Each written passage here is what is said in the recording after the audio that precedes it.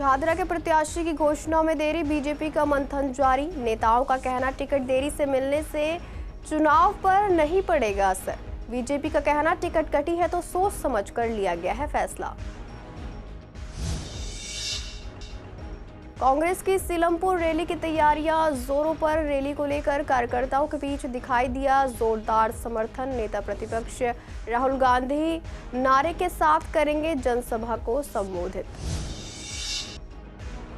Crime branch ने डकैती में वांछित 2 लुटेरे किए गिरफ्तार। डकैती में इस्तेमाल खिलौना बंदूक और चोरी की मोटरसाइकिल बरामद। आरोपियों के खिलाफ कई मामलों में शुरू हुई कार्रवाई। पूर्वी दिल्ली के अस्पतालों में रैबिस वैक्सीन की किल्लत। हेडगवार और स्वामी दयानंद अस्पताल में वैक्सीन की आती है लिमिटेड मात्रा।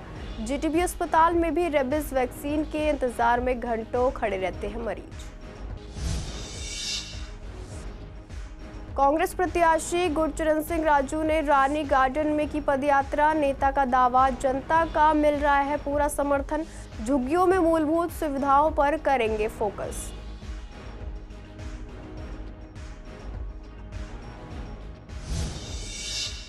नमस्कार, आप देख रहे हैं सीसीएन लाइव। मैं आपके साथ शिवानी तिवारी। स्वागत है आपका हमारे खास कार्यक्रम पूर्वी दिल्ली खास में। बुलेटिन की शुरुआत करते हैं कुछ खास खबरों के साथ। दिल्ली विधानसभा चुनाव के लिए बीजेपी ने अपनी दूसरी सूची जारी कर दी है। इस सूची में पूर्वी दिल्ली के लक्ष्मीनगर से मौजूदा विधायक को फिर से टिकट दिया गया है, जबकि यमुनापार के करावल नगर से मौजूदा विधायक का टिकट काटकर कपिल मिश्रा को चुनावी मैदान में उतारा गया है। इसके अलावा सीलमपुर और ओखला से भी बीजेपी ने अपने उम्मीदवारों की घोषणा की है। हालांकि पूर्वी दिल्ली के शाहदरा क्षेत्र का प्रत्याशी अभी तक घोषित नहीं किया गया है, जिसे लेकर पार्टी में चर्चा जारी है। बीजेपी नेताओं ने इस पर प्रतिक्रिया देते हुए कहा कि पार्टी ने उम्मीदवारों के चयन में पूरी सोच समझकर निर्णय लिया है और जल्द ही शाहदरा का भी प्रत्याशी घोषित किया जाएगा। पार्टी का मानना है कि टिकट में देरी से चुनावी अभियान पर कोई असर नहीं पड़ेगा, क्योंकि बीजेपी के सभी कार्यकर्ता पहले से ही चुनावी मोड में हैं और मैदान पर मेहनत कर रहे हैं। भारतीय जनता पार्टी दिल्ली का चुनाव लड़ने के लिए कमर कस चुकी है। अभी तक 58 सीटों की घोषणा हो चुकी है। शाहदरा सहित 12 सीटें अभी विचाराधीन हैं। इन पर भी जल्दी एक आध दिन में निर्णय हो जाएगा। जहां तक आपने अभय वर्मा और कपिल मिश्रा जी के टिकट के बारे में पूछा है, वो ये बता दें कि दूसरे लोग दावा करते हैं कि वो पूर्वांचल समर्थक हैं। भारतीय जनता पार्टी करके दिखाती है कि पूर्वांचल के नेताओं को वो हमेशा अवसर देती है, समाज सेवा का मौका देती है और पूर्वांचली भाइयों को हमेशा साथ रखती है। शाहदरा विधानसभा बड़ी जल्दी तय होगी, क्योंकि हर जगह भारतीय जनता पार्टी के पास अनेकानेक उम्मीदवार हुआ करते हैं, तो कई कठिन पैमानों में से होकर कैंडिडेट की परीक्षण से होकर गुजरना होता है, इसलिए कभी कभी समय लगता है। कोई विशेष कारण नहीं है। देखिए, पार्टी के अपने कई समीकरण से होते हैं। हालांकि वहाँ पर 5 बार के हमारे जीते हुए मोहन सिंह बिष्ट जी थे, लेकिन पार्टी ने जो देखा है, जो किया है, वो सरमाथे पे होता है। और हम बीजेपी के कार्यकर्ता हैं। जो कुछ पार्टी ने हमें दे दिया हम उसको स्वीकार करते हैं। और मैं सभी अपने सभी जिनको भी जिम्मेवारी मिली है चुनाव लड़ने की, मैं उनको बधाई देना चाहती हूँ। और इस वक्त क्योंकि आप देख रहे हैं कि भारतीय जनता पार्टी आ रही है और आपदा जा रही है, तो इसलिए किसी को भी टिकट मिलता है, हम सारे भाई लोग मिलकर, भाई बहन मिलकर उसको जिताएंगे। दिल्ली विधानसभा चुनाव में सभी राजनीतिक पार्टियां अपनी पूरी ताकत के साथ मैदान में हैं। कांग्रेस सांसद और लोकसभा में नेता प्रतिपक्ष राहुल गांधी भी 13 जनवरी को सीलमपुर में एक विशाल रैली को संबोधित करेंगे। हमारे संवाददाता ने रैली स्थल पर पहुंचकर तैयारियों का जायजा लिया और पाया कि रैली के लिए सभी व्यवस्थाएं पूरी कर ली गई हैं। रैली स्थल पर उत्साह का माहौल है और कांग्रेस कार्यकर्ताओं के बीच जोरदार समर्थन दिखाई दे रहा है। देखिए हमारी खास रिपोर्ट। यमुनापार के सीलमपुर विधानसभा में लोकसभा के नेता प्रतिपक्ष राहुल गांधी की भव्य रूप से रैली होने वाली है। मैं ठीक उसी जगह पे खड़ा हूं जहां पर अगले सोमवार को यहां पर राहुल गांधी की जनसभा होने वाली है, जिसके वजह से आप देखना चाहेंगे। आज हम देखने आए हैं कि यहां पे क्या तैयारी की गई है, क्या ट्रैफिक व्यवस्था बनाई गई है। आप देख सकते हैं कि जैसे कि अभी राहुल गांधी जिस जगह पर संबोधित देंगे, वहाँ का स्टेज निर्माण जो हैंगर्स है उसको खड़ा कर दिया गया है। यहीं पे साथ ही तमाम ट्रक्स मौजूद हैं जहाँ पर राहुल गांधी की रैली के लिए जो हैंगिंग लगी जाएगी, रोड ब्लॉक किया जाएगा, पास में ही पुलिस तैनात है, व्यवस्थाओं को देख रही है, फायर ब्रिगेड भी है। ठीक आपको बता दूं कि यहीं आगे जीरो पुस्ता है जहां से कल ट्रैफिक को डिवाइड किया जाएगा। पीछे देखना चाहेंगे जहां से कि यहां पे लोग तैयारी कर रहे हैं और चीज़ों को देख रहे हैं कि यहाँ पर जो जनसभा की जो कुर्सियाँ हैं वह मौजूद हैं, आ चुकी हैं। उनकी सिक्योरिटी के लिए यहाँ पे गार्ड भी यहाँ पे तैनात किए गए हैं। बाकी जो लाइटिंग व्यवस्था है, साउंड व्यवस्था है, साउंड वाले अपना काम कर रहे हैं। और यहीं से आगे आप देख सकते हैं कि वेलकम है, वेलकम जहाँ पहुँचेगा वहाँ से भी रोड को डिवाइड किया गया है, क्योंकि ये पूरा जो सीलमपुर विधानसभा है यहाँ पर पहले जो विधायक थे वो आम आदमी पार्टी के, जिन्होंने दल बदल करके कांग्रेस में आ गए। जो अब्दुल रहमान है यहाँ के, जो कांग्रेस प्रत्याशी भी बनाए गए हैं और यहाँ के पूर्व यहाँ के एमएलए भी थे। लेकिन अब देखने वाली बात है कि यहाँ जो व्यवस्था को बनाने में लगे हुए हैं लोग, और देखने वाली कि कैसे कैसे यहाँ पे जनसभा को होगी। सर, आप क्या कांग्रेस के यहाँ कार्यकर्ता हैं? जी जी बिल्कुल कांग्रेस। कैसी व्यवस्था आप लोगों ने राहुल गांधी जी के लिए बनाई है? यहाँ पर टीम आई हुई है, सिक्योरिटी की भी सभी तरीके से यहाँ पर जांच हो रही है। और दूसरी बात ये साफ़ सफाई के लिए उधर आप देख सकते हैं विधायक जी कैंडिडेट भी हमारे एमएलए के लिए यहाँ से कांग्रेस पार्टी के, तो वो उसमें देख रेख कर रहे हैं। यहाँ पर ऑर्गेनाइजर है मेन। सर, कैसी ट्रैफिक व्यवस्था बनाई गई, क्योंकि बिल्कुल मेन रोड पे हो रहा है? ट्रैफिक व्यवस्था पूरी तरीके से, पूरी टीम आई हुई है, डीसीपी साहब आए हुए हैं, टीआई वगैरह सब आए हुए हैं, अपनी व्यवस्था पूरी कर रहे हैं और सारी व्यवस्थाएं पूरी की जा रही हैं। कोशिश कर लेंगे। अब्दुल रहमान जी भी यहाँ पे मौजूद है, जो यहाँ पे कांग्रेस के प्रत्याशी भी हैं और जो चीज़ों को देख रहे हैं। कल की जनसभा के लिए पूरी तैयारियां चल रही हैं, अंदर मीटिंग चल रही है, सुना डीसीपी साहब वगैरह सब आए हुए हैं और पूरे तौर पर तैयारी हो रही है। आज मंच इंशाल्लाह तैयार कर लेंगे और फिर कल जलवा होगा यहाँ। रहमान जी, बात की जाए पूरे मेन रोड पे हो रहा है, सीलमपुर विधानसभा है, ये ट्रैफिक इंडस्ट्री भी है, तो इसको ट्रैफिक को कैसे डिवाइड किया गया है? थोड़ी व्यवस्था कंट्रोल हो जाएगा, उनसे हमने परमिशन हो गई है ट्रैफिक पुलिस की, इसको डिवाइड कर दें क्योंकि वो पीछे वाला रोड खुला हुआ है। तो बस ये छोटा सा पोर्शन है, तो ये पीछे बैक से ट्रैफिक डाइवर्ट होकर निकाल दिया जाएगा। कितनी जनसंख्या की उम्मीद है कल आने की? सर क्या कह सकते हैं, राहुल गांधी जी हैं, देश के हीरो हैं और देश के हीरो को देखने के लिए तो हर आदमी उत्सुक है।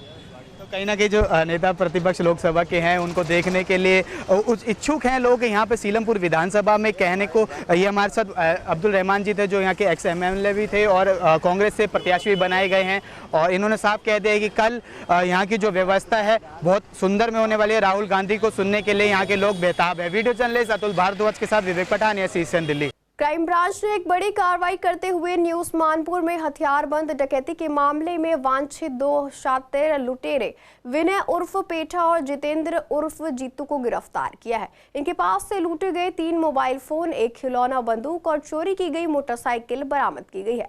8 जनवरी 2025 को न्यू उस्मानपुर क्षेत्र में एक व्यक्ति से सोने की अंगूठी, मोबाइल और नकदी लूटने के बाद यह गिरोह पुलिस की रडार पर था।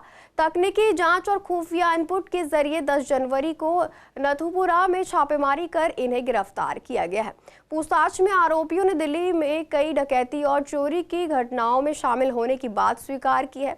बता दें, आरोपी पहले भी डकैती, स्नैचिंग और चोरी के कई मामलों में शामिल रह चुके हैं। पुलिस ने इनके खिलाफ कई मामलों में कानूनी कार्रवाई शुरू कर दी है। पूर्वी दिल्ली की जनता आवारा जानवरों की समस्या से पहले ही परेशान है। प्रशासन और अस्पताल की लापरवाही ने इस समस्या को और ज्यादा बढ़ा दिया है। कुत्तों और बंदरों के काटने के बढ़ते मामलों के बावजूद बड़े अस्पतालों जैसे हेडगेवार, स्वामी दयानंद और जीटीबी अस्पतालों में रेबीज के इंजेक्शन मरीजों को पूरे नहीं हो पा रहे हैं। इसी क्रम में जब हमने पूर्वी दिल्ली के स्वामी दयानंद हेडगेवार अस्पताल और जीटीबी अस्पताल का जायजा लिया तो सभी जगह स्थिति काफी खराब थी और मरीज परेशान नजर आए। दरअसल स्वामी दयानंद अस्पताल में ही ये वैक्सीन लिमिटेड मात्रा में आती है, जो जरूरतमंद मरीजों के लिए पर्याप्त नहीं है। वहीं हेडगेवार अस्पताल में पिछले कुछ महीनों से रेबीज वैक्सीन उपलब्ध ही नहीं है। मरीजों को कभी प्राइवेट अस्पतालों में जाने की सलाह दी जाती है तो कभी जीटीबी अस्पताल भेजा जाता है। जीटीबी अस्पताल में हर दिन दूर दराज से सैकड़ों मरीज पहुंचते हैं, जिससे वहां भारी भीड़ रहती है। मरीजों का कहना है कि वे घंटों अपनी बारी का इंतजार करते हैं, लेकिन इंजेक्शन की कमी के कारण हर किसी को ये नहीं मिल पाता है। जनता का आरोप है कि प्रशासन इस गंभीर समस्या की अनदेखी कर रहा है। कुत्तों और बंदरों के काटने के मामलों में हर दिन वृद्धि हो रही है, लेकिन इस समस्या से निपटने के लिए ठोस कदम नहीं उठाए जा रहे हैं। कौन से हॉस्पिटल में आए हो आप? जीटीबी। ठीक है, बाकी अदर कहीं ट्राई किया है, हेडगेवार या कहीं स्वामी? और तो पता ही नहीं, जीटीवी का ही पता है बस। मिल जाता है यहाँ पे? हाँ मिलते हैं। कितना टाइम लगता है? अभी तो खड़े हैं आधे घंटे से अभी और लगेगा आधा घंटा। कितने वैक्सीन लग चुकी है अभी तक आपको? 7 लगेगी एक बार, इसके बाद 4 में ये कन्वर्ट हुआ है, बाद में फिर से हुआ है ना। अच्छा। 4 या ऐसे समथिंग लगती है। वहाँ बोले कि यहाँ इंजेक्शन नहीं है, जीटी में चले जाओ। जीटीवी में चले जाओ। अच्छा, और कोई हॉस्पिटल नहीं बोला हेडगेवार या स्वामी दयान? तो अब यहाँ पर आए हो तो क्या पर्चा वगैरह बन गया? हाँ पर्चा बन गया। कितनी देर से खड़े हो यहाँ पे? हो गया आधा घंटा। इतनी लंबी लाइन है, कितने लोग हैं तुमसे आगे खड़े हुए हैं अभी? अब पता नहीं कितने लोगों हैं आगे। हेड गंवार है यहाँ, कुत्ता काटने की दवाई तो है ही नहीं है, कोई सी भी दवाई नहीं है यहाँ पे। कुछ नहीं मिल रहा है यहाँ पे। इंजेक्शन वगैरह मिल पाते हैं लोगों को? कुछ नहीं, टिकनीस का इंजेक्शन नहीं मिला। अभी कल लाया था मैं अपने लड़के को लाया था टिकनीस का इंजेक्शन लगाने के लिए, वो भी नहीं था। तो अब क्या करें? क्या करा उन्होंने? कहा कहीं और के लिए भेजा ना, बाहर के लिए? फिर वो लिख दिया नेहरू वहाँ। जीटीवी? नहीं, नेहरू, चाचा नेहरू जो है ये गीता कॉलोनी के पास, वहाँ पे गए, वहाँ भी टेक्निस का नहीं है इंजेक्शन, वहाँ भी नहीं मिला। टाके उके तो लगा दिए उन्होंने। नहीं है तो ये इनकी लापरवाही है, और ये चीज़ होना भी चाहिए कि भाई होना चाहिए। कभी इमरजेंसी में कोई आ जाए रात बिरात तो ये चीज़ गलत है। दवाइयाँ भी पूरी नहीं है यहाँ पे, कोई भी डॉक्टर भी लापरवाही, और इनके जो गार्ड है वो बहुत ही ज़्यादा लापरवाही है। इतना अंधाधुन कर रखा है कि मरीज घंटों लगे रहते, अकेले जो आता वो उसी को ही अंदर भेज देते हैं। हम सुबह से बहुत परेशान हो रहे हैं, लड़ के ही आ रहे हैं। कह रहे रात में चूहा काट गया था कान में, वो ये पर्ची बनवाने आए थे मेरे सामने ही, तो उन्होंने मना कर दिया कि भाई यहाँ पर ऐसा कुछ नहीं है, कोई इंजेक्शन वगैरह नहीं है यहाँ पे? नहीं जी। अभी हमारे को भी आधी दवाई मिली है, आधी बाजार से लिख दिया है। परेशानी होती है ऐसे में बाहर? बिल्कुल परेशानी क्यों नहीं है, परेशानी तो होती है जब हम सीनियर सिटीजन है, कहाँ जाएंगे बताओ, कौन कमाने वाला है हमारा? 3-4 महीने से नहीं है, सही कह रहे। क्या नहीं है? और दवाइयों के मामले में तो मतलब जो पैरासीटामोल फला देगा ना, 2-4 दवाई देते, बाकी जो मेन जो दवाई है कीमती, वो दवाई सारे बाहर से लिख करके देते हैं। बहुत परेशानी हो रही है, पब्लिक वापस होकर के जा रहे हैं, किराया भाड़ा लगा के आते हैं, कभी जीटीवी भेजते हैं, कभी चाचा नेहरू भेजते हैं, कहीं भेज देते हैं, यहाँ पे है ही नहीं। पूरे मतलब जमुना पार में दिल्ली गवर्नमेंट के किसी अस्पताल में रेबीज का कोई इंजेक्शन नहीं है, और बेचारे कहाँ जाते हैं तक के, कोई जीटीवी जा रहा है, फिर जगपुर भी जा रहा है, लाल बहादुर जा रहा है, उसके बाद में भी उसे इंजेक्शन नहीं मिले। इतने का इंजेक्शन, उसका किराया भाड़ा खर्च करके बेचारा परेशान हो रहा है। उसे डरा बैठा होता कि रेबीज ऐसी बीमारी है जिसका कोई इलाज नहीं है अगर समय पे इंजेक्शन ना मिले उसे, और गरीब आदमी कोई 400-500 रुपये खर्च करना हर एक किसी के बस की नहीं है। वो कैसे भी धक्के खाता हो, इधर उधर जाता है, धक्के खा रहा, तो नहीं मिल रहे उसे। अब अभी भी आज की डेट में भी इसमें भी हॉस्पिटल में हेडगवार में भी नहीं आए, कई हॉस्पिटल है सारों में अभी तक किसी में भी इंजेक्शन नहीं थे। प्राइवेट महंगे पड़ते हैं क्या इंजेक्शन? बहुत महंगा पड़ता है, तो यहाँ से सीधा भी खाली RML हॉस्पिटल में था जहाँ पर इंजेक्शन सेंटर गवर्नमेंट के में थे, दिल्ली गवर्नमेंट के यहाँ पर जमुना पार किसी हॉस्पिटल में। पूर्वी दिल्ली में लगातार कांग्रेस प्रत्याशी गुरचरण सिंह राजू की पदयात्रा जारी है। दरअसल इस पदयात्रा के दौरान वह इलाके के लोगों से मिल रहे हैं और स्थानीय निवासियों से उनकी समस्याओं को सुन भी रहे हैं। आज उनकी पदयात्रा कृष्णनगर विधानसभा के रानी गार्डन में हुई। पदयात्रा की शुरुआत गीता कॉलोनी स्थित क्वात्रा पार्क के सामने से हुई और यह रानीबाग और गीता कॉलोनी के 12 ब्लॉकों से होकर गुजरी। पदयात्रा के दौरान गुरचरण सिंह राजू ने कहा कि जनता से उन्हें भरपूर सहयोग मिल रहा है। वहीं उन्होंने आरोप भी लगाया कि पिछले 10 वर्षों में दोनों प्रमुख पार्टियों ने जनता की समस्याओं पर ध्यान नहीं दिया। उन्होंने वादा किया कि यदि उनकी सरकार बनती है तो वे क्षेत्र की सभी समस्याओं का समाधान करेंगे। उन्होंने कहा कि झुग्गियों में मूलभूत सुविधाओं का अभाव है। कांग्रेस की सरकार आने पर सभी समस्याओं को प्राथमिकता से हल किया जाएगा। पूर्वी दिल्ली के रानी गार्डन में हम इस वक्त मौजूद हैं और मेरे साथ कांग्रेस के प्रत्याशी गुरचरण सिंह राजू हैं। रानी गार्डन में आए हैं। रानी गार्डन में हमें सहयोग तो भरपूर मिल रहा है, लेकिन रानी गार्डन में गंदगी का इतना भरमार है। आज हम कहाँ खड़े हुए हैं मैं समझ नहीं पा रहा, और यहाँ के जो विधायक साहब रहे, यहाँ के जो काउंसलर रहे, मैं समझ नहीं पा रहा कि क्या हालत यहाँ का रखी है। कोई सुनने वाला नहीं है, कोई देखने वाला नहीं है, इतनी गंदगी यहाँ पर है। मैं समझ रहा हूँ पता नहीं किस तरह से ये लोग रहते हैं। मैं तो उसमें बड़ा परेशान हूँ, क्योंकि जो यहाँ बच्चे हैं किस तरह से अपना गुजर बसर कर रहे हैं, इनके बच्चे आज कितनी बीमारियाँ चल रही हैं, मलेरिया चल रहा है, चिकनगुनिया चल रहा है, और यहाँ पर जिस तरह की जो बीमारी चल रही है, आप देखिए यहाँ भी कितना हाँ बुरा हाल है। जहाँ जा रहा हूँ वहाँ रानीगढ़ में देख लो। उससे पहले मैं पीछे रानीगढ़ दूसरी जगह गया, तीसरी जगह, जहाँ जा रहा हूँ वहाँ ही बुरा हाल है। गंदगी का भरमार पड़ा हुआ है, जैसे खत्ता बनाया है। वो ये खत्ता वहाँ पर बना हुआ है, खत्ता यहाँ बना हुआ है। ये सिर्फ वोट लेने का स्टंट है। सरकार बनानी है वो सिस्टम केजरीवाल जी को, हुक एंड क्रुक, किसी तरह सरकार बन जाए हमारी, किस तरह हम जीत जाएं। एलजी साहब से पास हो गया, इस टाइम तो बात कर सकते हैं कि हम 18,000 देंगे, 12,000 देंगे, किस तरह से दे देंगे? बस यही है, 2100 रुपये महिला को देंगे, 1800 रुपये, 18,000 रुपये ग्रंथी को देंगे, 18,000 पंडित को देंगे, 18,000 मौलवी को देंगे। कहाँ किससे को देंगे भैया? तो ये थे मेरे साथ गुरुचरण सिंह राजू, जिन्होंने बताया कि यहाँ पर समस्या का अंबार है और सफाई व्यवस्था जो यहाँ पर नहीं है और लोग बहुत त्रस्त हैं। उनका कहना है कि अगर कांग्रेस आती है तो उनके लिए हम काम करेंगे और उनके साथ ही वो तरीके से वो करेंगे। वीडियो जर्नलिस्ट महेंद्र बोरा के साथ मोहित शर्मा, सीसीएन लाइव, दिल्ली। ज्योतिनगर इलाके की एक जींस फैक्ट्री में वर्करों के बीच हुई लड़ाई में एक वर्कर ने 2 साथी वर्कर पर कैंची से हमला कर दिया। घायलों को अस्पताल में भर्ती कराया गया है, जहां इलाज के बाद उन्हें अस्पताल से छुट्टी दे दी गई है। पुलिस ने आरोपी के खिलाफ मुकदमा दर्ज कर जांच शुरू कर दी है। घायल की पहचान इश्तियाक और उसके भाई के तौर पर हुई है। बताया जा रहा है कि ज्योतिनगर इलाके के करदमपुरी में सरफराज नाम का युवक जींस की फैक्ट्री चलाता है। फैक्ट्री में अमीर उसका भाई है और इश्तियाक सिलाई का काम करता है। बताया जा रहा है कि इश्तियाक ने आमिर की पत्नी को लेकर कुछ कमेंट कर दिया। इसी बात को लेकर झगड़ा हो गया। इस झगड़े में इश्तियाक ने कैंची से आमिर और उसके भाई पर वार कर दिया और फरार हो गया। पुलिस का कहना है कि आरोपी की तलाश की जा रही है। बस नीचे जा रहे थे उतर के, तो ऊपर आगे के भाभी मेरे चाकू मार दिया है। किसने मारा है? पता नहीं। क्या नाम है आपके देवर का? आतिफ। कहाँ लगा था उसके? यहाँ साइड में। कितने चाकू मार रखे थे? पता नहीं मुझे, बच्चे से पता, उन्होंने चाकू मारा, बस ऐसे भैया उनके लेके भाग छुटे अस्पताल। कितनी उम्र है आपके देवर की? क्या नाम है उनका? आतिफ। ये कौन सी जगह है? ये क्या करते थे वो? एक्सीलेटर, सिलाई मशीन की एक्सीलेटर। तो फैक्ट्री में झगड़ा हुआ था?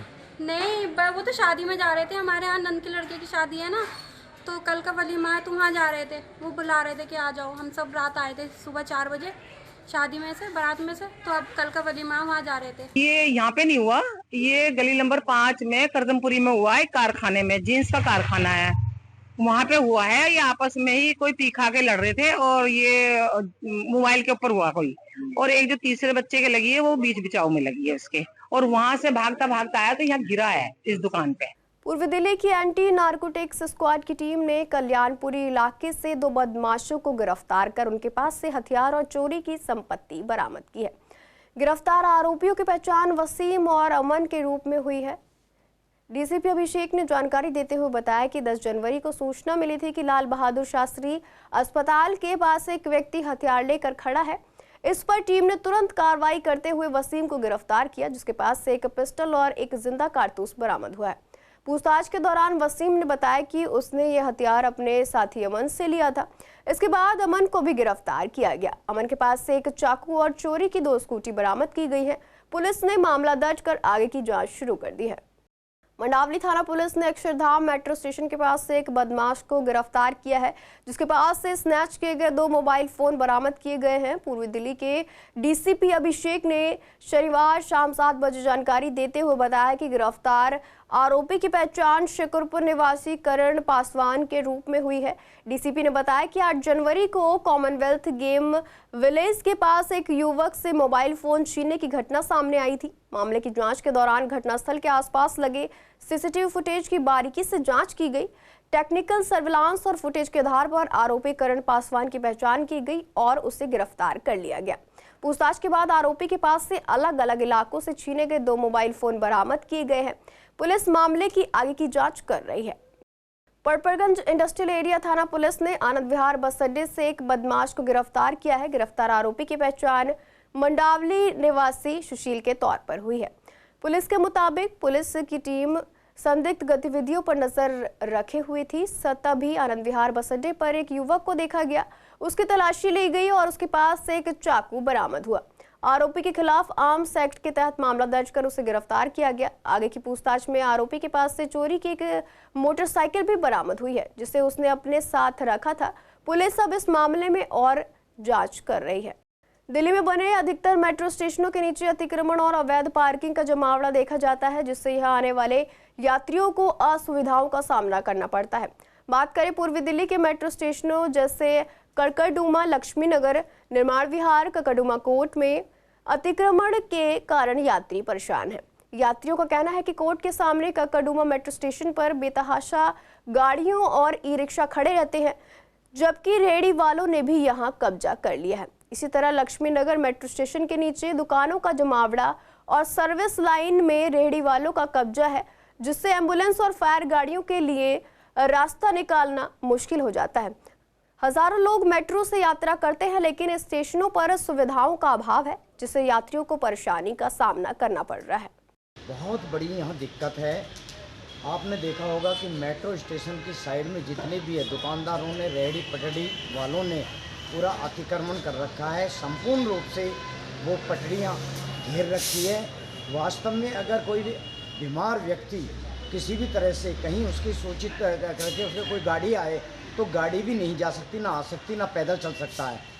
हर तरह से यहाँ कपड़े वाले, छोले भटूरे वाले, कुलचे वाले, चाउमीन वाले, जुर्राब जूते वाले, हर तरह से ये अतिक्रमण हो गया। पूर्ण रूप से पूरी पटरियाँ एक तरीके से इतनी स्थिति दयनीय हो गई है, इतनी दिक्कतें आ गई हैं कि वहाँ पैदल भी नहीं निकल सकता आदमी। यहाँ पर इतना बुरा हाल है, अतिक्रमण ने तो तौबा तौबा कर रखी है। इतना बुरा हाल है कि एम्बुलेंस अंदर नहीं आ सकती, और अगर आ गई गलती से किसी भी तरीके से तो बाहर नहीं निकल सकती। आदमी एम्बुलेंस में मर जाएगा या घर पर मर जाएगा। यहाँ पर इतना बुरा हाल है कि पैदल चलना मुश्किल है सर, पैदल चलना। आप एम्बुलेंस की तो बात ही आप छोड़ दीजिए। अतिक्रमण ने इतनी तौबा कर रखी है, हर जगह रेडी। कभी डिपार्टमेंट कार्रवाई भी करता है इसके ऊपर? कोई कार्रवाई नहीं है, बस बातें हैं सर, और कागजी कार्रवाई है। ये जो मेट्रो स्टेशन जो बनाए गए थे, इनके नीचे वैसे भी अतिक्रमण नहीं होना चाहिए, लेकिन खतरनाक रूप से अतिक्रमण यहाँ पर हो रखा है। खतरनाक मैं इसलिए कहूँगा कि गैस सिलेंडर भट्टियाँ चल रही हैं, आगजनी की घटना तुरंत कभी भी हो सकती है। और दुकानदारों ने इतना अतिक्रमण कर रखा है ये मेट्रो के आसपास कि इतना उनकी दुकानें अंदर नहीं है जितनी बाहर हैं। स्थायी अतिक्रमण, स्थायी कब्जे कर लिए गए, स्थायी दुकानें लगा दी गई हैं। तो ये किसकी वजह से हुआ है? यहाँ के शासन प्रशासन की अनदेखी की वजह से। और इसके अलावा भी यदि देखा जाए तो अतिक्रमणकारियों के इतने हौसले बुलंद हैं कि जहाँ पर निगम पार्षद जी का कार्यालय है उसी के बाहर अतिक्रमण है और स्थायी चाय की दुकान वहाँ पर लगी हुई है। उत्तर पूर्वी दिल्ली के नंदनगरी के पास बने फ्लाईओवर के कारण स्थानीय लोगों को रोजाना जाम का सामना करना पड़ रहा है। यहाँ पर जाम की स्थिति इतनी बिगड़ चुकी है कि लोग 1 से 1.5 घंटे तक जाम में फंसे रहते हैं। स्थानीय निवासियों का कहना है कि इस फ्लाईओवर से काफी दिक्कतों का सामना करना पड़ रहा है, खासकर सुबह के समय जब ऑफिस जाने वाले लोग देर से पहुंचते हैं। इसके बावजूद इस क्षेत्र में किसी सरकारी विभाग का ना होना और सही समय पर जाम की स्थिति का समाधान नहीं होना भी परेशानी का कारण बन रहा है। लोगों का कहना है कि फ्लाईओवर के कारण यह इलाका जाम से जूझ रहा है। पूरा 1 घंटा हो गया, पीछे से जाम लगा हुआ है। यहाँ तक आने में पूरा 1 घंटा लग गया। ज़्यादा 3 किलोमीटर की राइड और 1 घंटा लग गया पूरा यहाँ तक आने में मुझे। नहीं है, 1-2 जगह यहाँ पे है और एक पीछे है, लेकिन वो करेंगे क्या? इतनी भीड़ लगी हुई है, इधर से जाने वाले उधर से आने वाले चारों तरफ से एक जगह को आ रहे हैं। रोड पार करने में बहुत दिक्कत हो रही है जब से हो रहा है। ड्राइवर की वजह से जाम लग रहा है। हाँ, इसी की वजह से जाम लगा। जब तक काम पूरा नहीं होगा, ऊपर से आना जाना नहीं होगा, तो नीचे से तो जाम लगेगा ही भैया। इन्हें रोज आना के लगता है भाई ये जाम, तो यहाँ भी और आगे भी गोल चक्कर के पास भी जाम पूरा लगता है। उत्तर पूर्वी दिल्ली के नंदनगरी इलाके में इस वक्त हम मौजूद हैं। आपको ताज़ा तस्वीर दिखाते हैं कि इस फ्लाईओवर के ना बनने की वजह से यहाँ पर आए दिन जो है जाम की स्थिति उत्पन्न रहती है। अभी भी आप देख सकते हैं कि एक एम्बुलेंस फंसी हुई है और इस तरीके से आप देख सकते हैं कि लगातार यहाँ पर जाम की स्थिति उत्पन्न रहती है। लोगों को काफ़ी दिक्कतों का सामना करना पड़ता है, घंटों इस जाम से रूबरू होना पड़ता है। लेकिन अगर प्रशासन की बात की जाए तो यहाँ पर कोई भी प्रशासन अधिकारी यहाँ पर मौजूद नहीं है। ट्रैफिक पुलिस की बात की जाए तो ट्रैफिक पुलिस भी यहाँ पर मौजूद नहीं है। आखिरकार कब तक ये फ्लाईओवर बनेगा ये तो वक्त बताएगा, लेकिन इसी फ्लाईओवर की वजह से यहाँ पर लोगों को घंटों इंतजार करना पड़ता है। वीडियो जर्नलिस्ट अतुल भारद्वाज के साथ मोहित शर्मा, CCN लाइव, दिल्ली। अग्रवाल सेवा संगठन दिल्ली प्रदेश की ओर से आज वैश्य धर्मशाला कृष्णानगर में मानव सेवा माधव सेवा से प्रेरित होकर 500 गर्म कंबल, टोपी और जुराब बांटे गए हैं। इस क्रम में पूर्व महापौर श्याम सुंदर अग्रवाल, निगम पार्षद संदीप कपूर और विधायक प्रत्याशी अनिल गोयल मुख्य अतिथि के रूप में शामिल रहे। संगठन के अध्यक्ष योगेंद्र अग्रवाल ने अतिथियों का पटका और मोतियों की माला पहनाकर स्वागत किया। इस आयोजन को लेकर पूर्व महापौर श्याम सुंदर अग्रवाल ने कहा कि मानव कल्याण के लिए जरूरतमंदों की मदद करना बेहद जरूरी है। गर्म कपड़ों का वितरण ठंड के कारण होने वाली त्रासदियों को रोकने में सहायक हो सकता है। वहीं आयोजकों ने अपील की कि लोग आगे बढ़कर जरूरतमंदों की मदद करें, खासकर उन लोगों की जो ठंड से बचने के लिए आवश्यक कपड़े खरीदने में असमर्थ हैं। फिलहाल के लिए पूर्वी दिल्ली खास में इतना ही। ऐसी तमाम अपडेट्स के लिए बने रहिए CCN लाइव के साथ।